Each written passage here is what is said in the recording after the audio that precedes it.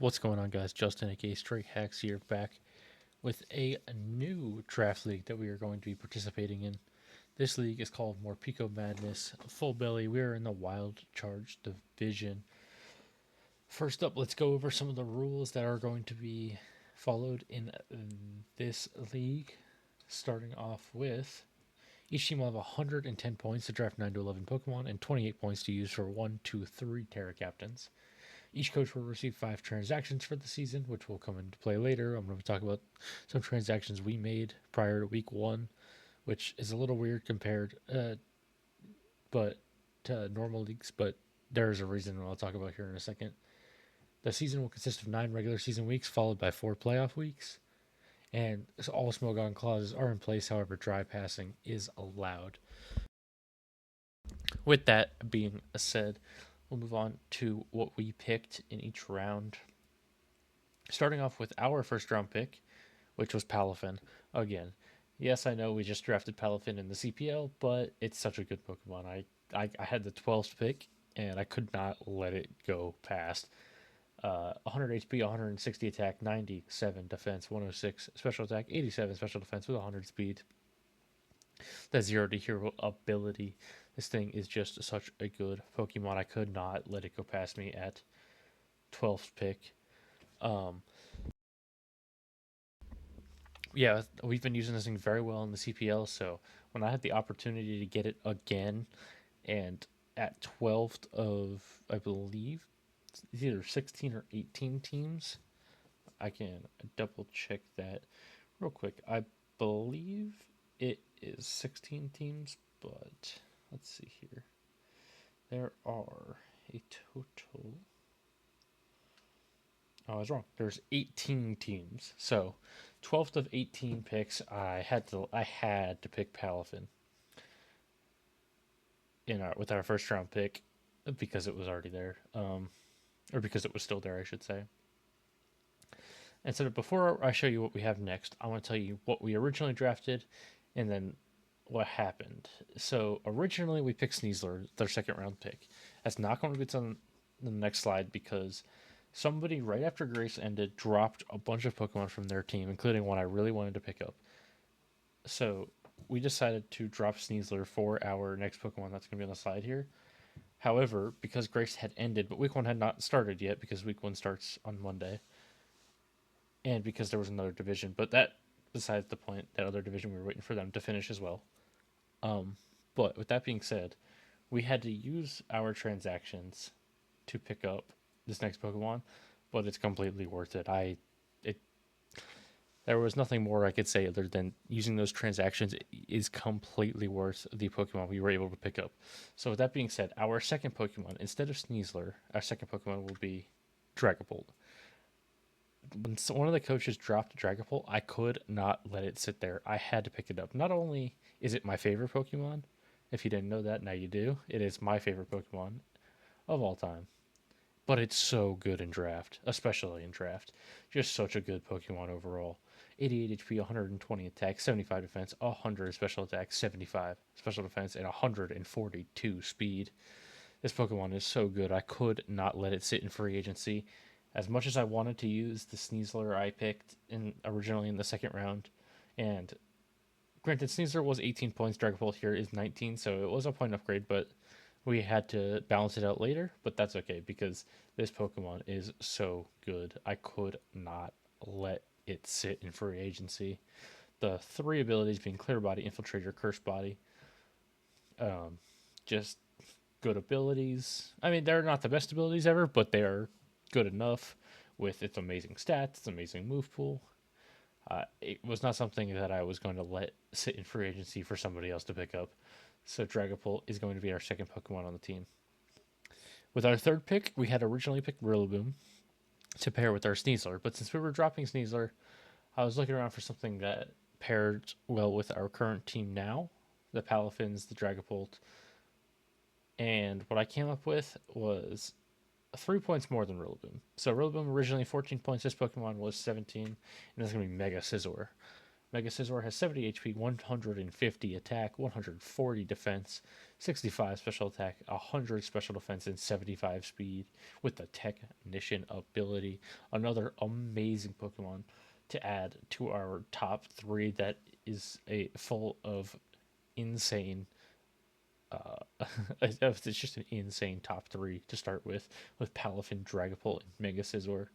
Now, had I actually picked Dragapult and Mega Scizor, I probably would have built the team a little bit more around them. So this team was more built around originally the Palafin Sneasler, but I just felt that those Pokemon were so good that they could not be left to free agency. Mega Scizor not getting picked at all, I thought was interesting, but Dragapult getting dropped, I had to go and scoop that up along with Mega Scizor to pair with it.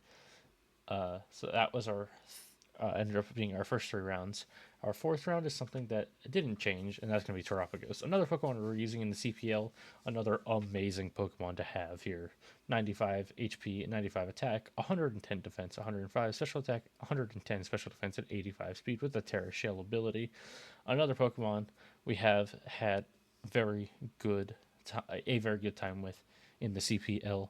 It is our second kill leader behind Palafin, who has 18 kills, and Terapagos now 10 after that 6-0 sweep in week 7 that locked us into playoffs for the CPL. But yeah, such a good Pokemon. 16 more points. So we are building a very top-heavy team, but this team is full of very good Pokemon. And my hope is that we are able to use it very effectively this season. And it's another Pokemon that a little bit unlike our first two picks, and kind of more like Mega Scizor, can be used as a defensive Pokemon if need be. Scizor, obviously a very good defensive Pokemon. Terapagos as well. Yeah, so another Pokemon I really like to use here. Next up, our fifth round pick was Donphan. We picked Donphan in the fifth round mostly because I didn't see it falling any further. In fact, when I mentioned it, somebody said that they were going to pick it if I didn't. A second Rapid Spinner, and on top of that, another bulky Pokemon that helps round out our defensive core. 90 HP, 120 attack, 120 defense, 60 special attack, 60 special defense, and 50 speed with the sturdy ability as well as Sandveil. But Sandveil not coming partially because it's banned. Just to avoid accuracy or evasion raising moves or abilities. But sturdy, a very good ability, ensuring we don't get one shot. And another great Rapid Spinner. So if Terapagos doesn't want to have to bring Rapid Spin for a week, and we can bring it with Donphan. Or same thing, if Terapagos doesn't have a good matchup and Donphan does, we have the second spinner. We don't have to worry about not bringing a spinner.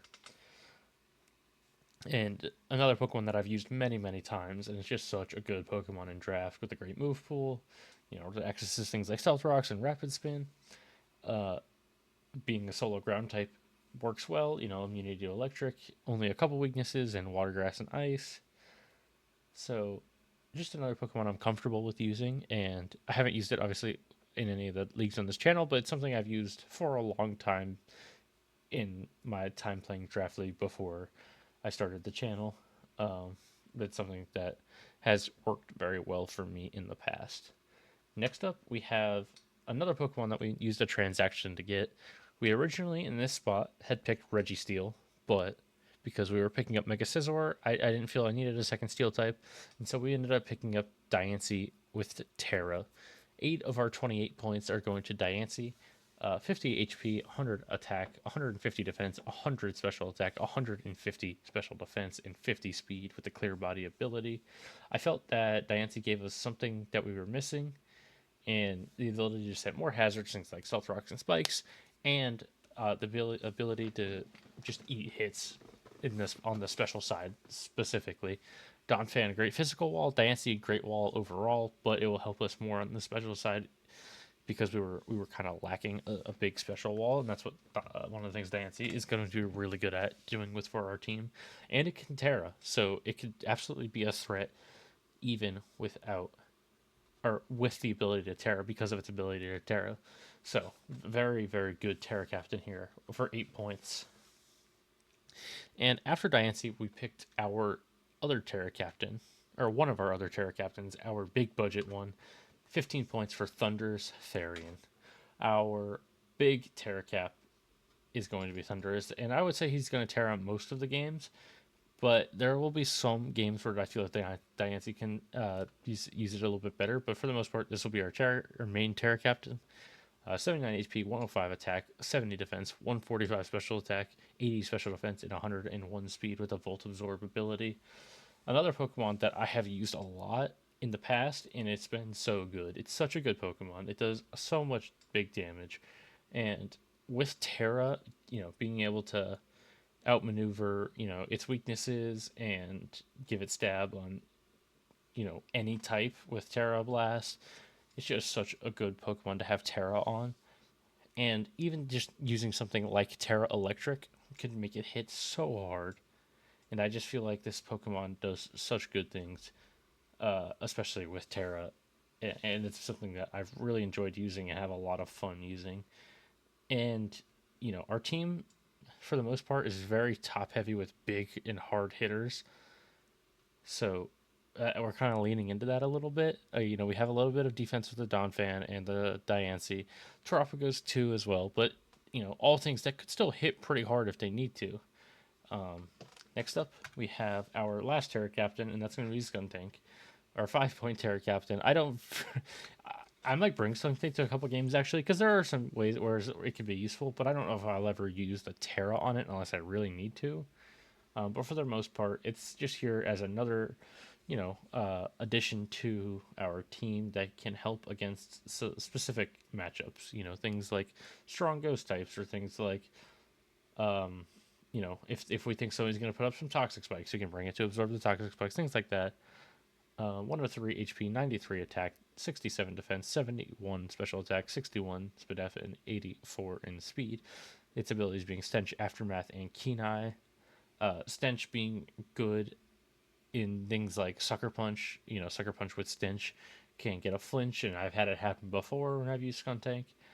And for 5 points, there wasn't really much value in the 5-point tier to get, but Skuntank is something that I feel does have some value and will come to some games just because of its ability, like Stench and like Aftermath, just to have something there. And while it doesn't have the best defenses in the world, it can be a little bulky if it needs to be with that 103 HP stat, and it just does what it needs to do. It can set up toxic spikes if it wants to, things like that. Just do a little bit for our team here. And finally, our last Pokemon is Seaking. I had Misdreavus as our last pick, and Skuntank wasn't there either. It was Magmortar and Misdreavus, but I had to get some points back, so we went Skuntank, and I was gonna actually pick up Wugtrio because it wasn't listed on the dock as taken, but it was actually on somebody's team. The dock just didn't update properly with the coding, so I just replaced it with another 1-point water type. I honestly, or my 1-pointer was never coming to any games, I don't think, unless maybe I found something in the 1-point tier that had like webs or something, but it's just a spot that needed to be filled.